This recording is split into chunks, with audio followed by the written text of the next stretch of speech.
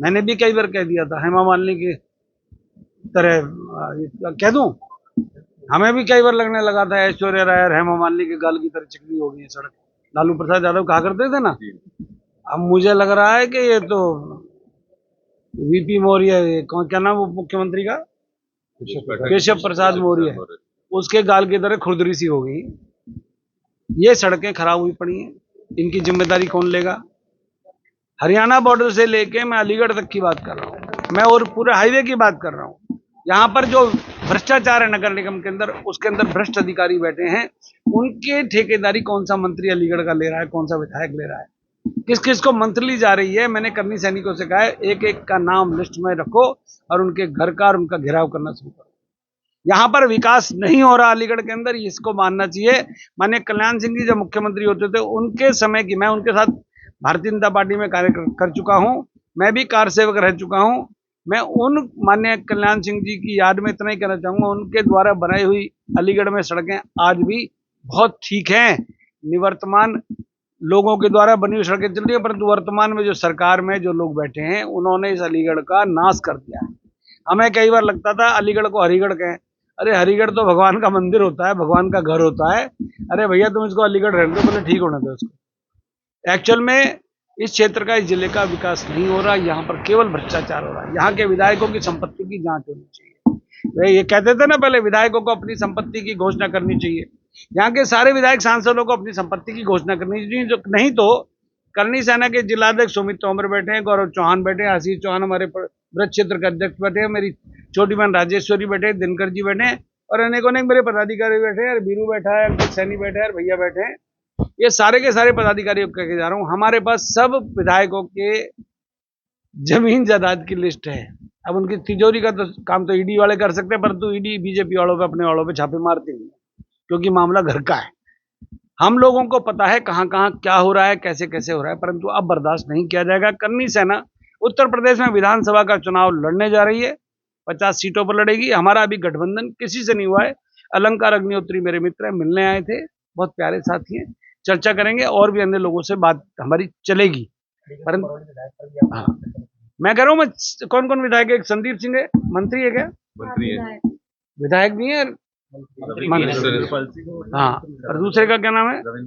रविंद्र पाल सिंह। तीसरे का नाम हो गया जयवीर सिंह, और अनिल। ये जो जितने भी इस जिले के अंदर वो हैं विधायक, चाहे वो सपा से हैं, चाहे वो भाजपा से हैं, चाहे किसी सारे भाजपा से, क्या बात कर रहे हो? सारे चोर हैं। Oh my God. देखो, अगर वो सारे चोर हैं तो भाई एक काम करो, ग्रीस के डब्बे खरीद लो, ग्रीस के डब्बे खरीद लो। करनी सैनिकों से पत्रकारों को हाजिर नाजिर मान के कह के जा रहा हूँ, चोरों को चोर कहेंगे, डाकुओं को डाकू कहेंगे। राम मंदिर में हुई चोरी को ये लोग दबाने का प्रयास कर रहे हैं। चंपत राय का चेला टिन्नू यादव और लवकुश मिश्रा और गोपाल राव जो साउथ के रहने वाले हैं, जो अनिल मिश्रा जिनके बेचारे की तबीयत खराब हो गई 3 दिन से, उनका पता नहीं है, एसआईटी ढूंढ रही है, अभी तक एफआईआर नहीं हुई है।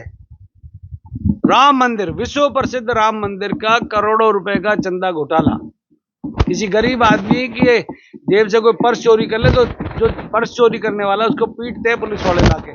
आज तक चंपत राय का एक सोटा लगाओ, किसी ने बुलाया हो, अनिल मिश्रा को ढूंढा हो, लवकुश को बुलाया हो, टुन्नू यादव की घरवाली का इंटरव्यू सुन रहा था।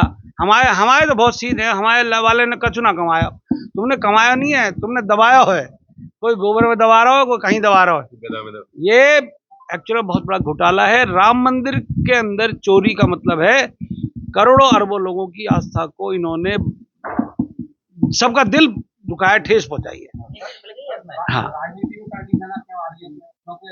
अब हम हरिगढ़ अलीगढ़ करते करते रह जाएंगे भैया। भारतीय जनता पार्टी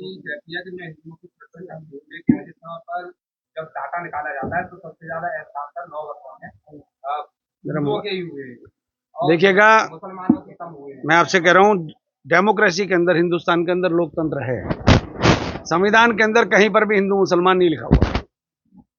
ये बात समझिएगा मेरी बात। यस, मेरी बात आप दे दूं, जवाब दे दूं मैं भैया? सुन लो, UCC uniform civil code Uttarakhand के अंदर लागू हो गया, गुजरात के अंदर लागू हो गया। मैं गला फाड़ रहा हूँ, यूनिफॉर्म सिविल कोड में एक समान कानून बने सबके लिए।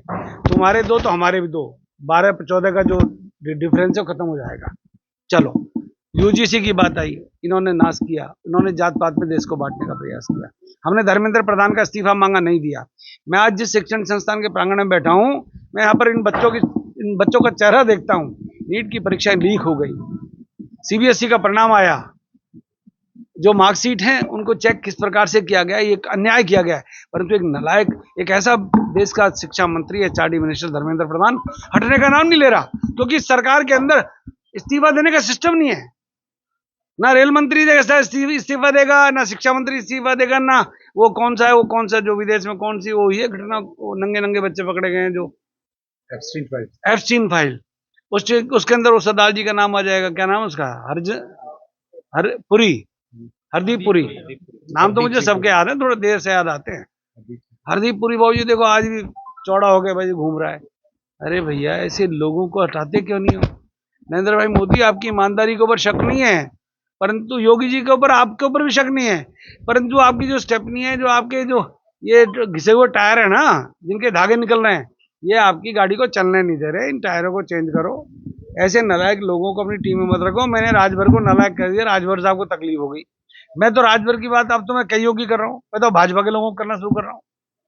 भैया क्या चाहते हो तुम लोग? चाहोगे तुम्हारा जो गोदी मीडिया है, तुम बड़े बड़े चैनलों के एंकरों को खरीद सकते हो, परंतु जो ये बैठे हैं ना, ये जो मेहनती जो यूट्यूबर्स है, जो डिजिटल मीडिया चलाने वाले लोग हैं, मैं इनको सैल्यूट कर रहा हूँ। तुम लोगों के कारण जिंदा है राम मंदिर वाला घोटाला, चंदा वाला, नहीं तो अब तक तो निपटा दिए होते।